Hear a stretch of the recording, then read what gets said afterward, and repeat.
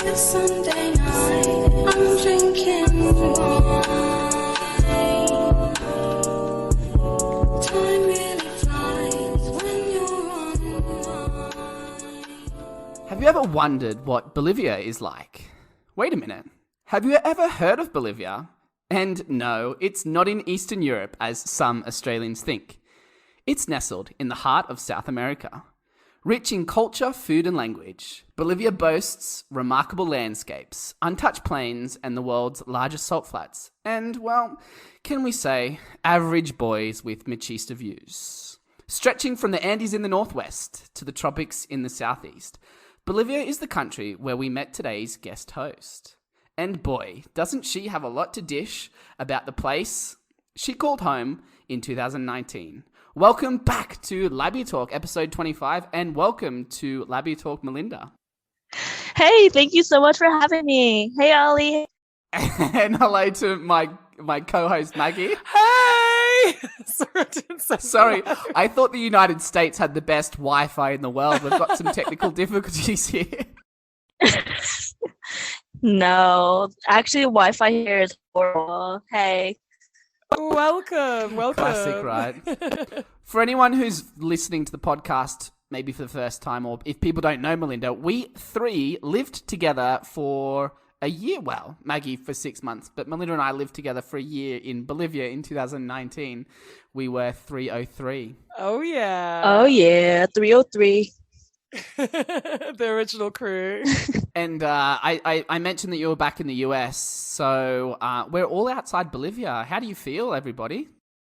Oh, it feels like, my heart's been like broken into tiny little pieces and scattered out the world. Yeah, it's very different. Very different. I had like reverse culture shock when I came back, so. For sure. Yeah. Oh, what do you mean by that, Melinda? Reverse culture shock? Yeah. So culture shock is like when you go to a new country or city and you're just, I guess, taken back by the differences. And so reverse culture shock is when you stay abroad for a long time and you come back home and you're suddenly shocked and amused by what used to be everyday things. And now it just seems so odd and different. Like, why is there so much traffic here? There's so many cars. Everything is so big. And so there's just little differences that you notice when you come back home. How interesting. So interesting. We're actually talking about that on next week's episode. So Ooh. like you've already beat us to it. That's great. Amazing. Yeah, and actually I'm moving home in a few weeks as well, so I imagine that I'll experience that reverse culture shock.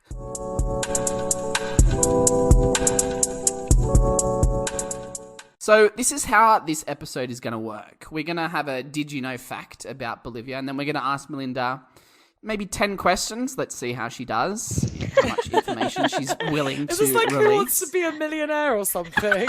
Oh, I'm going to lose. I'm your game show host. All right. Oh, God. Are you ready, Melinda? I guess so, because I didn't know this was coming. Yes, I'm ready. Do you want to take the money or are you going to gamble? I'm just going to run. I'm going to run. No. All right. Yeah, give it to me. Let's give it a try. All right. Well, first we've got the did you know? So, of course, we are all talking about Bolivia, but we don't know if our listeners out there have any idea that, I mean, we were just absolutely shocked when we heard this fun fact, weren't we, guys? That Jesus Christ in Bolivia, the statue that is actually taller than the Christ in Rio de Janeiro. Sorry, I almost got there without laughing and I saw Ollie's face. I'm so sorry. Actually, Melinda, you told me this fact. So I guess I did know that. Where did we see this Where did we see this Christ? In Cochabamba? Ah, Yeah. And then I think I Googled it. I was like, what is around this thing? And then I just happened to read, oh, it's taller than the one in Rio, which is more famous. But no, this one is actually bigger. So fun fact. And Do you know what another fun fact is? We both went to the 40.44 meter Cristo in Cochabamba and the 38 meter tall Cristo in Rio all together. We did. Yeah. Oh, we did. Wow. Isn't that's a special something. That surely means we're going to be blessed now for the rest of our lives. We've seen both Christs. Only good things are going to come our way. Yeah, there's a lot of Christ. We should be blessed. Yeah, we're all Christed out. It does actually make me feel nostalgic for like that past, and I like to live in the moment and live through the motions of the day-to-day hustle and bustle of life. But we had a fucking great time, didn't we? Absolutely. Like some of the best memories were, obviously our everyday things that we did every day in 303 were great. But there's nothing that beats like the hike up Tel Cristo, and then I don't know, just there's lots of great memories. I don't want to dive in too much, but yes, awesome times, so much fun. Wouldn't trade it for the world. Drinking games. My drinking game lives on. Yeah, the Melinda game. The Melinda game lives on. Why don't you tell us about that, Melinda? Your 303 legacy. Oh my gosh, how embarrassing! This is my legacy, right? But what's great? So we were stuck in our apartment and so bored, and I decided to do arts and crafts, and we also drank a lot. And so I was like, all right, let's spice up the way that we drink by making rules and throwing them onto cut up pieces of paper that we just took from our work. Sorry, Joe and Luke. And then we just made up a drinking game with these dumb rules that, like, oh, if you get this card, you have to sit under the table, which was always a favorite. You have to drink for 5 seconds. Say the alphabet with your mouth full of beer. I don't know, just crazy rules like that. Oh, so good. So actually, good. even like when you left, so Melinda's been out of Bolivia for almost a year and a half, and even when Melinda left, like that game, I was going to say it lives on, but like it's obviously still living on because they played it on the weekend. And I think it was you made the game and then I laminated it after you left during COVID or something like that. So yeah, it's now a laminated card game. Like Nicole sit under the table, Melinda under the table. It's quite funny. It's indestructible. It's indestructible. Yes. Once you laminate it, that means it's forever and ever. Exactly. Way to give it an upgrade. Thanks, Solid. Hey, I know, right? We can't wait to. Hopefully, we're going to interview one of the current occupants of our apartment 303 sometime soon. So we'll definitely get the lowdown on how the Melinda's game continues. Yeah. I think he's the occupant of that shitty your first bedroom, Maggie. You know what? The worst bedroom, because it was the smallest. However, the best air conditioning unit in the whole apartment. I will argue. No. Have you been to my bedroom was the same. My bedroom aircon was pretty good. Yeah, I think the aircon was pretty good in all of them. I think Melinda, I didn't. Did you not like the one in my room? No. Oh, wow. Okay. I mean, it was good. It was nowhere near as strong. I was going to say when Sterlo moved into the big bedroom that you two both lived in, he was like, "Dude, does the air conditioner work?" It was much less powerful. However, you've got to weigh up the pros and cons. And I mean, having an ensuite bathroom and a room that size was beautiful. Yes. I love that room. It was great. Oh, lots of great memories in there. Oh yeah. Speaking of those memories, should we get into the 10 questions that we've got for you? Oh, absolutely. Yes.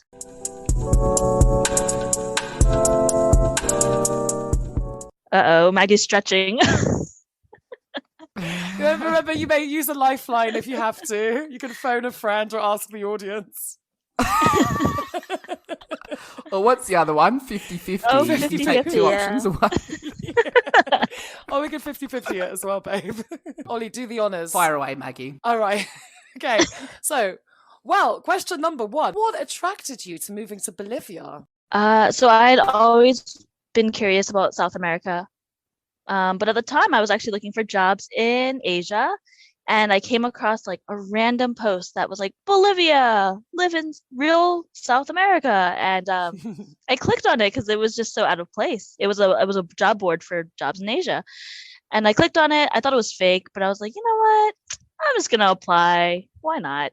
I applied, and then it was between Bolivia and Spain actually. And after the interview, Bolivia just seemed a lot more professional. It would help me with my career. And the interviewers were very, very nice and kind. And they like took the laptop and showed me outside the window to show like we live in like a normal place. The neighborhood's really nice. And it was that kind of hospitality and caring that made me say, okay, I guess I'll pack up and go to Bolivia. Yeah, I will echo that. The hospitality, I think we've spoken about it a lot on this podcast and a lot like as a group, that the hospitality that we received in Bolivia, I feel like is unmatched anywhere else in this continent. Yeah, I agree. Absolutely. And Melinda, you mentioned at the start of the podcast about like the reverse culture shock, and you know, whenever you move to a place, especially like something that where they speak a different language and things like that, you know, there's always going to be something that's challenging. And like for you, what was the most challenging part of living in Bolivia? What was shocking to you? So because of our location and how close we are to the Amazon, I thought that there'd be lots of greenery. And I was actually surprised when we got to Santa Cruz, and there wasn't. There wasn't that much greenery. There were like a few parks here and there, but I was expecting a lot more. Like it's a very industrious city, right? And so yeah, I was expecting a lot more greenery, a lot more nature, like sloths everywhere. For some reason, I thought sloths would be climbing everywhere. On Plaza Yeah, we had Plaza 24. I was gonna be mean then. I shouldn't be mean. I was gonna say you've got Sterla. Well, that was one type of sloth. No. He's got long sloth arms, I guess. Yeah. Actually, do you know what, Melinda? I'm also disappointed in the parks as well, because they were pieces of shit, weren't they? I didn't want to say that, but you said it for us. Your words. Let's just say that Bolivia has a very dry and arid climate for a lot of the year, doesn't it? In Santa Cruz anyway, right? Right, absolutely. I think once you go outside of there, it's beautiful. There's everything that I would expect in a country like Bolivia. But it was, I guess, Santa Cruz more surprised me than the actual country of Bolivia, if that makes sense. Totally. Did you, like, before you saw this ad for Bolivia, like, did you know where it was? Because, like I mentioned in the intro, that some people thought that I was going to Eastern Europe. To be fair, I didn't know anything about Bolivia before applying for the job. And then once I did the interview, I started Googling stuff. And I didn't think it was in Europe, but I guess I knew it was in South America. I just didn't know where, right? I had no idea where.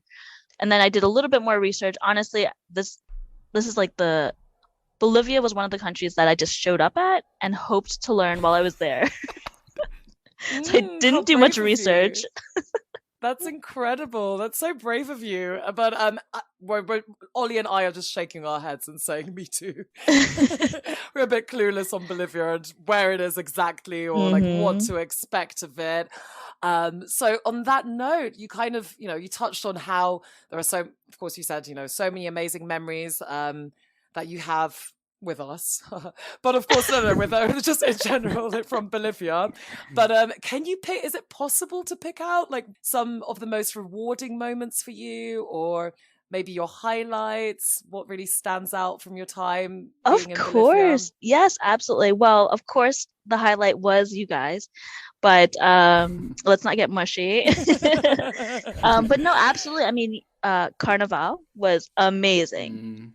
By far, like, and the way that we kind of stumbled into it, we were like, are we gonna go? Yes, no, like I heard it's crazy. And then one of our friends was like, no, you have to go. And I'm glad we did. We went into the center of town and just partied. And like I said, like Ollie mentioned earlier, the hospitality was astounding. Everyone was so nice, like throwing beers. And one of my favorite memories during Carnival was I think there's a guy on a roof. Ollie, do you remember this? There was a guy sitting on a roof, I like do. pouring beer down, and I run under and I'm like trying to catch beer in my mouth, No. and then immediately followed by a huge bucket of water, and it just comes drenched. Like I'm just drenched in this water. It falls down, and I should have known it was coming, but I wanted the beer. Same girl. Would have done the same. Absolutely. This was like a 20-meter high floor as well. Like Melinda was like, getting loose with the locals, and I was terrified. Like I was going to say tarantula, but they're also terrifying. Oh my god! So we are talking about our apartment building. No, this is in the center of the city. Ah, got you. Oh wow, that's hardcore. I love that. You just really got stuck in. Yeah, absolutely. And then the other highlight was obviously like the little frat parties, or not little, they're huge, the huge quote unquote frat parties or social clubs. They have exclusive parties. And that was great. Just free drinks, or I don't know where the drinks came from, but they came from everywhere and it was great. For free. Yeah, for free. But the thing is, I think we got in because we were gringos. That happened to me 2 years in a row. They let us in because we were gringos. Like, you have to be an exclusive member of this frat or whatever they call it. But because we're gringos and we were just, there for the party, they let us in. Yeah, they were very kind. They're very kind. Oh, I have a. This is a question off topic, but like, you mentioned about like your experience in Santa Cruz. But what's your favorite city in Bolivia and why? Like, what if you could say to someone, you have to go to this place? Why do you choose this place? That's tough to say because when I was there, I thought it was La Paz, and I think it still is because La Paz is just so different than any other city I've been to in the world. Right? It's in this valley. Everything is like you travel by teleferico or by cable car. It's just so different and beautiful and city-like, and there's hustle and bustle, but then you're in the middle of all these mountains and there's mountains in the distance. It's beautiful. It's great. So I would say La Paz is definitely high on the list, if not number one. But other cities that surprised me as well was Potosi. Potosi, I had heard, and it still is like the poorest state in Bolivia. But once you get to the actual city, it's not. There's nothing. It's it looks great. The infrastructure is great. I love the walking streets. So those are probably my two favorite. Although Cochabamba, it's hard. It's hard to say because Cochabamba is also amazing. So I know. The thing that I personally like about Bolivia is each city is different, and Potosi surprised me as well. But I was going to say, what about Uyuni? I thought you really liked that city. Oh my god. Maybe perhaps clear up for our listeners out there. What is Uyuni? So it's where the salt flats are. And that's about it. There's not much else to do there. Yeah, it's a desert. It's a little town in a desert. They have like 2 bars, maybe. A few restaurants. Lots of stray dogs that Ollie was terrified of. I was. But you have like this image of stray dogs, and they're like, kind of like sheepdogs. In Uyuni, they have like little fluffy dogs that are on the street, and you're just like, how did you get there? Well, that's just cute. It's true. That's just cute. Anyway, basically, if my advice is like, arrive in Uyuni the night before, and then, or the morning of, and then go straight on a tour to the salt flats. Like, don't wait there. Like, I mean, it was good to relax and like actually get to know a shitty city, but I remember it was so cold. We got off the bus and it was so cold, and like we were kind of torn. It was too early to go to the hostel. We were all so hungry, and we all kind of just wanted a coffee. And we couldn't really find a cafe because it's just a fucking shithole. And then you get off the bus and there's everyone screaming in your face. And I remember I was so tired. I was like, Melinda, shut up. Melinda's friend, I forget his name. Shut up. And then Melinda was like, no, Ollie, we actually didn't fight, but we were basically like, we're just like, grumpy. It was too early to talk to anyone, yeah, right? Yeah. It was a shitty experience. Oh, man. Speaking of, shitty experiences, let's change the tone and say great experiences. What was it like living with me and Maggie in 303? Honestly, it was great. I thought we got along so well. I You sound so sarcastic. do I sound super sarcastic? All right, I'll say it again. No. What was it like Say it in your living? Valley Girl voice. Like, oh my God. So like living with Ollie and Maggie was like totally awesome. They were so cool and no, but no, Love honestly, I it. wasn't being Oh. sarcastic. It was great. I think we all three of us got along. I don't remember a Mhm. single time where we really argued. Maybe like bicker, but that's like even then, I Mm. don't think there was much of that. It was it was peaceful, it was fun, it was lively. I think we know how to turn it up and turn it down. It was a really great balance. So I really enjoyed it. There's no real complaints. Mm. Ollie had lots of friends over, Oh especially during yeah. the what was it, the Paro what is it? Parasitico. Yeah, the Pacifico. Parasitico. Yeah. So we met lots of new people. I I made random friends with Mormons. I wanted to mention him. I'm glad you have. No, but living Oh, with you guys was great. I really enjoyed it, and you guys are great roommates. Yeah, I would recommend it. oh I my think we god, I feel the definitely same. we knew we I feel like we worked hard and we played harder. Absolutely. I feel like we all gelled together so well. We were like those crazy three teachers having to get up on a Saturday morning to teach the children Yeah, and Hungover. hungover and just, what was amazing is we all just kind of like had the same kind of energy and just kind of, started singing crazy songs. And yeah, I think we were just known as like maybe the slightly crazy teachers, but there's nothing wrong with that. no, we Not were the bad having fun that bunch. We were the reputation. fun bunch for sure. Yeah. And what I loved as well, Melinda, is like you were such a, I think, like integral part when it came to any social events or Mm. organizing any get togethers.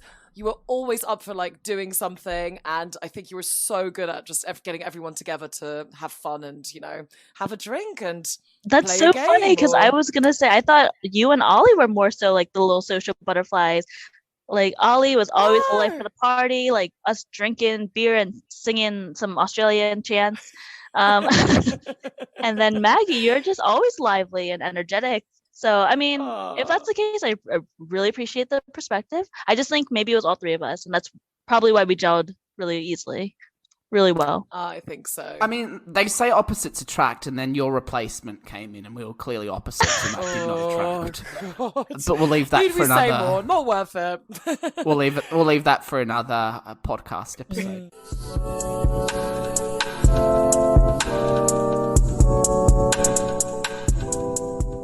All right. So, Melinda, I feel like we've got to ask this question because we're all dying to It- know.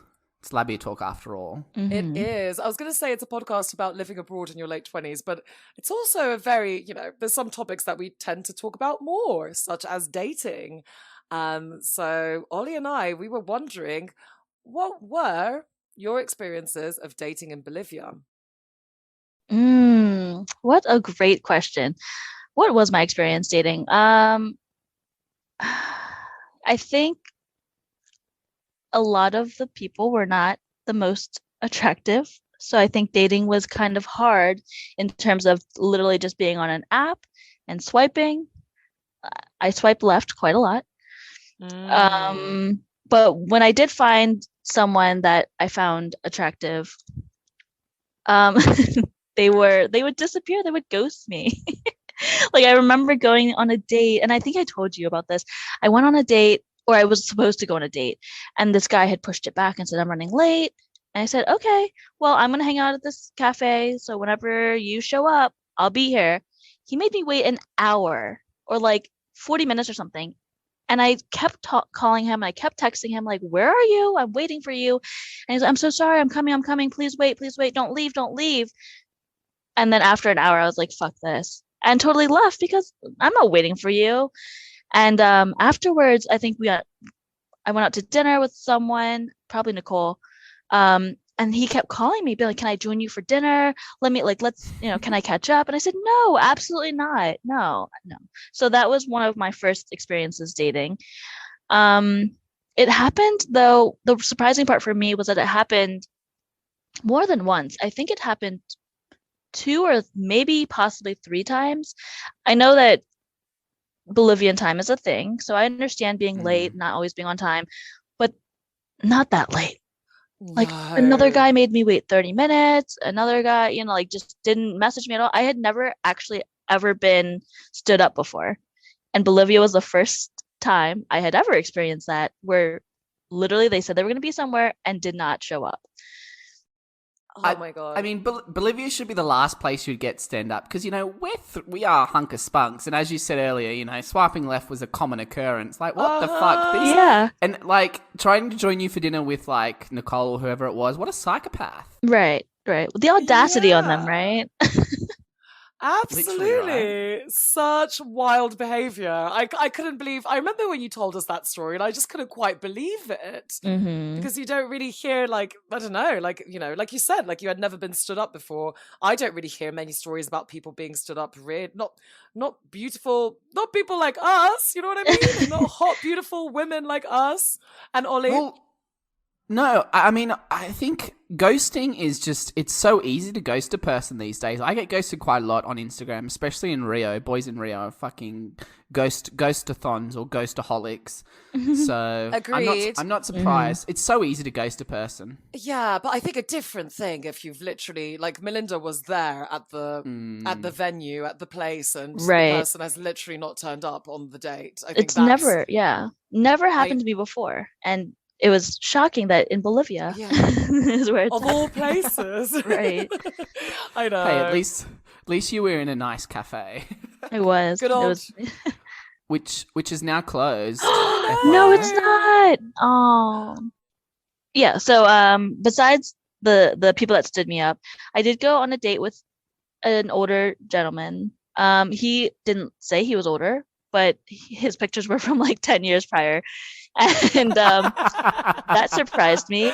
Wow, the cheek. Yeah, we wanted to show off that he owned this soccer club or something. I don't know. It was like a sportsplex, and then it had a big screen TV in there. And then we went on a date, went to his complex, not for sex or anything. I was not interested at all. But he was like, "Oh, I need to hang out with my friends. Like, let's hang out. We'll watch the football match together." And then all of his friends showed up, and they had all brought in diapers, which I thought was the most bizarre thing. And I was like, why am I watching soccer with a bunch of people with diapers? Like, why do you have diapers? Just why? One guy I thought had gone grocery shopping and on the way home, like whatever, but all of them brought in diapers. And then I find out it's a fucking baby shower. Oh my God, I'm dead. You get invited to a baby shower. It's Sunday night. Oh my Yeah, I God. was invited to a baby shower as a first date. Oh, what the fuck? Yeah. And so that was Oh my God.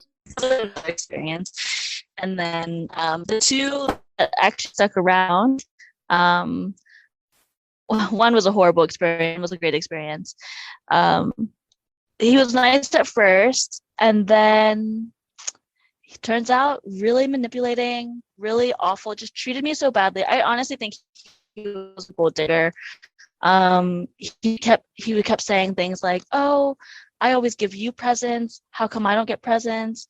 Oh, you make so much money. Like, you live in a luxury apartment." And for anyone listening, we didn't live in a luxury apartment. For Bolivian standards, maybe it would have been considered luxurious, but by any other standards, it wasn't. It was just a regular 3-bedroom apartment with what? Oh, 2 bathrooms.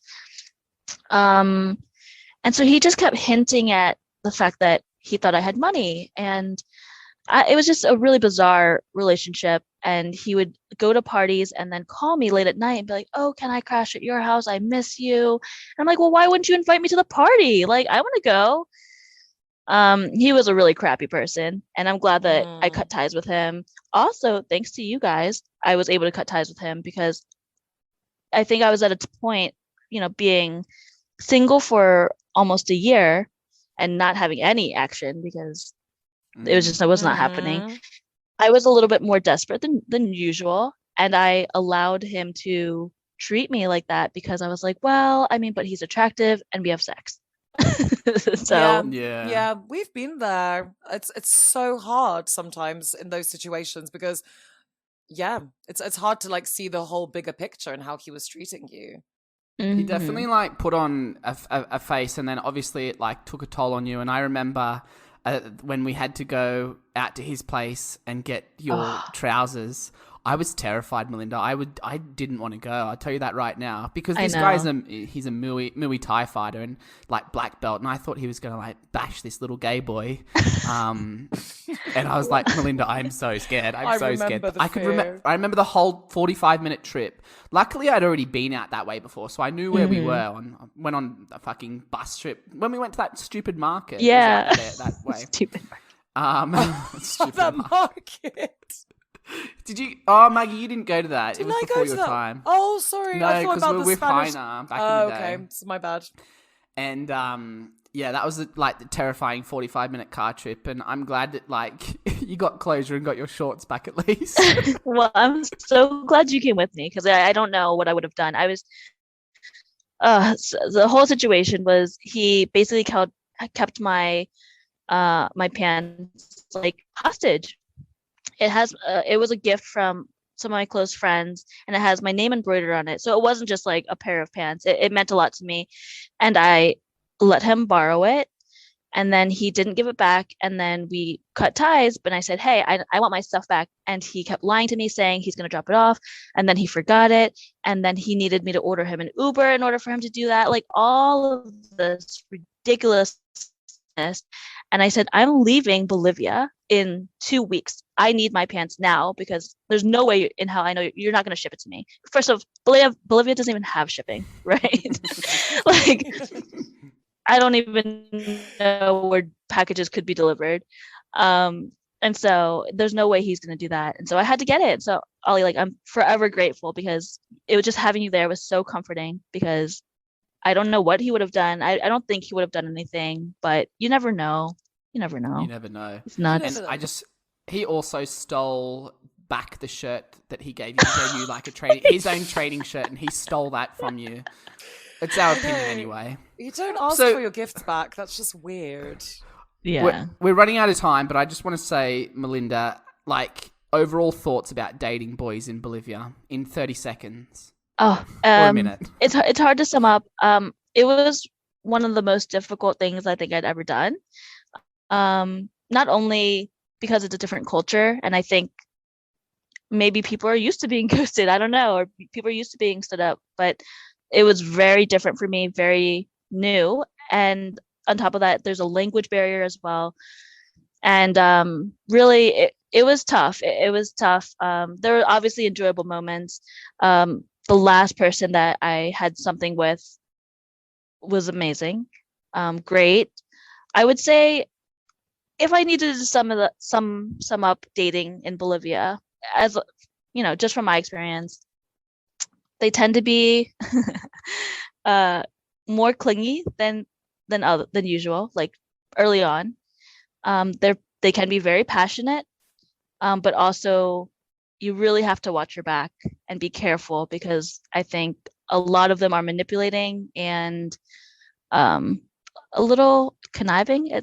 I don't know if I want to use that word, but yes, just watch out. Be very cautious if you want to date in Bolivia. And just before you go, we know that you also have your own your Instagram that is focused on your experiences of traveling abroad and living abroad. Do you have any top tips for anybody who wants to move abroad? Yes, absolutely. So I do put a lot of tips on my Instagram. It's at Where in the World is Mimi. And I mean, some of the top tips are you are responsible for your own fun. Don't rely on anybody else. It takes some cojones to do so, but once you do it, you'll have that confidence in yourself. And then my second tip is you're really traveling to learn about yourself, right? Learning what you like, what you don't like, what scares you, and what you can overcome, and really believe in yourself. So, I mean, I love traveling. I would recommend it to everyone. Yeah. Wow. Thank you so much, Melinda. It's been amazing talking to you. No, absolutely. Thank you so much for having me. I've been wanting to be on Labia Talk, with my American accent. So, no, I really appreciate it. Thanks again. Oh, take care, Melinda. And see you, Melinda. Talk to you soon. And I'll see you soon, Maggie. And thank you for listening, Labia Talkers. Bye-bye. Bye-bye. And we thank you so much, Alejandra Gonzalez, for the logo design, and to Ami for the music that we absolutely adore.